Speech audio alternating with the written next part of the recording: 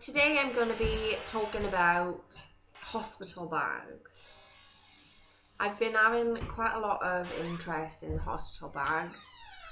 I'm just going to share what I personally took and what I did or didn't need. What I actually used, because I literally took near enough a suitcase full, and I came home with most of it unused, unopened, and it was no point at all. First things first, essentials, maternity pads. You need loads of maternity pads. I can't stress this enough. It's disgusting as it sounds. It's disgusting after you give birth. You're going to need loads of them. You go through them like there's no tomorrow. So that's number one on my essential list. If you're going to forget anything, don't forget them. Another thing I found was I took loads and loads and loads of clothes for the baby. I took 0 to 3, I took tiny baby, I took 3 to 6 just in case I had a massive baby. I personally would take a tiny baby or newborn size, 1 vest, 1 baby grow, 1 hat, 1 mittens. Put a hat on the baby just for a photo, and that was it. And then they stayed in the bag, didn't make an appearance till a week later. I take 1 or 2 0 to 3 because most babies fit in 0 to 3, and even if they are a bit smaller, then you can get away with putting them in the 0 to 3. If you really want to take 3 to 6, I would only take 1 lot, because chances are if you go in the morning, then you may even be out by the evening, as long as there's no complications or if there's nothing need monitoring. But if you're in the evening, you may have to stay overnight, which I did both times, and your partner can't stay with you in most hospitals, so they'll be able to go home and bring you down anything you forget. So I wouldn't worry too much about making sure you've got loads and loads of clothes for the baby. Obviously you're going to need some to change into, but I wouldn't worry too much. The baby sleeps the most of the time anyway, and you're not really there that long after everybody goes. By the time you give birth and have a shower and clean yourself up a bit, then everybody comes and visits you in the hospital, and then by the time they go, then all you are is tired. You don't want to, like, books. I took a book, I took a magazine, I took my iPod so I could listen to music, I took obviously my phone charger to make sure that I had plenty of battery so I could do whatever on there. The only thing I used was my phone. I didn't listen to music once. I didn't even pick the book up, because you were so tired, you just don't even need it. Another thing that obviously you're going to need is nappies and wipes. I'd only take 1 pack of wipes, but nappies, I'd say about 10. I went crazy overboard and probably took about 25 for the first time. And then with Finley, I was even worse. I took even more for some reason, even though I know I didn't need them. And you're just carrying around for the sake of it then. What else was there? Muslin squares. I went for muslin squares over bibs, because I found, like, if you're winding the baby after a feed over your shoulder, which I like to do, I was comfortable doing that. Obviously it's just going to go all down your back if they're sick, and babies are sick a lot. Newborns are sick all the time. So I found personally that they were better for that reason. You need clothes for yourself to get changed into after you've given birth, because obviously you're going to be disgusting. Let's just put it blunt, you're going to be disgusting.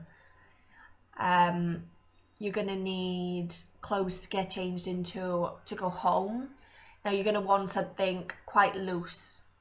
You're not going to want nothing tight on your stomach if you've had a C-section. Not that I've had one, but if you've had a C-section, I can only imagine it's going to be very sore. So you're not going to want anything tight on your stomach. And you're going to want a loose top anyway, because your clothes ain't going to be fitting you properly anyway. You've still got a little bit of a bump. You don't go out and magically be back to size 8. You still got a bump, so you need something loose.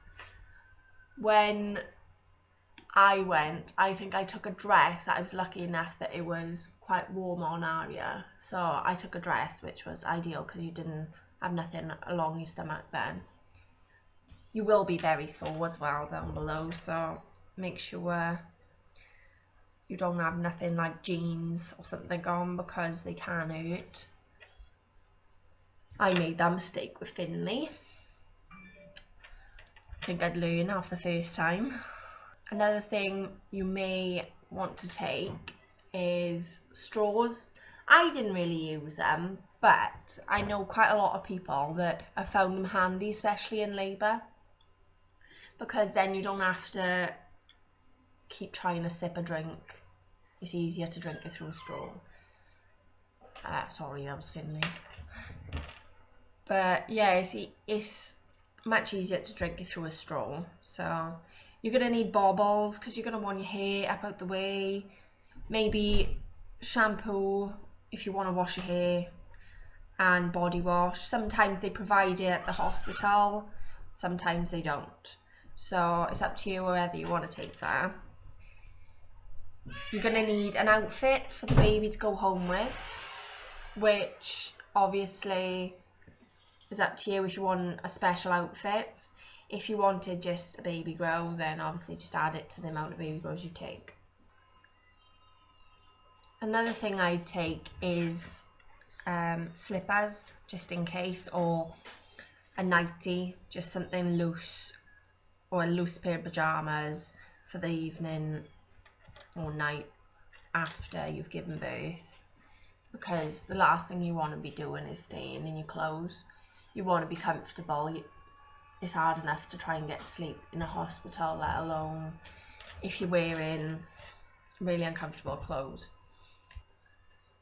You need to remember your medical notes as well. So all your maternity notes, everything you've had that you take to every midwife appointment or doctor's appointment, you need to take that. And if you want a birth plan, I'd put that in there, but also make sure you tell the midwife, because my midwife personally didn't look at it at all. So I wanted a water birth and just didn't happen. But then it never goes to plan anyway, does it? So if you want to take maybe breast pads, I didn't actually use these because my boobs didn't start leaking until I got home, thank God. But I had them there just in case. It's always best to have them just in case. One thing I asked a lot of people before I actually went to the hospital was whether the hospital supplies baby's milk. Now some hospitals do, so if you're not going to breastfeed, some hospitals do actually supply the little bottles. They'll ask you what brand you're going to go with, and like the little Cowgate one we had with the little teat on the top is only about 5 ml, I think, in there. I'm not even sure. There's not a lot in them, but obviously when you have a newborn, they don't drink a lot. They only drink like half an ounce an ounce. You may want to take a dressing gown. I took a very thin dressing gown, but I did wear it. But it's up to you whether you want to take one or not. It depends how cold you get. I personally was freezing because I took a nightie and that's all I had, and I was just freezing for some reason.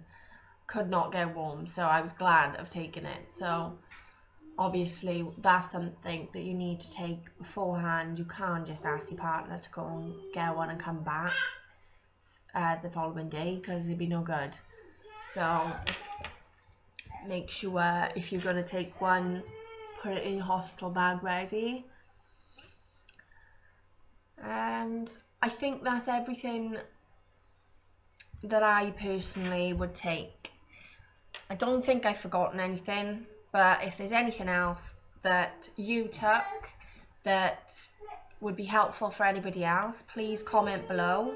Please subscribe to my channel and I'll subscribe back. Thank you.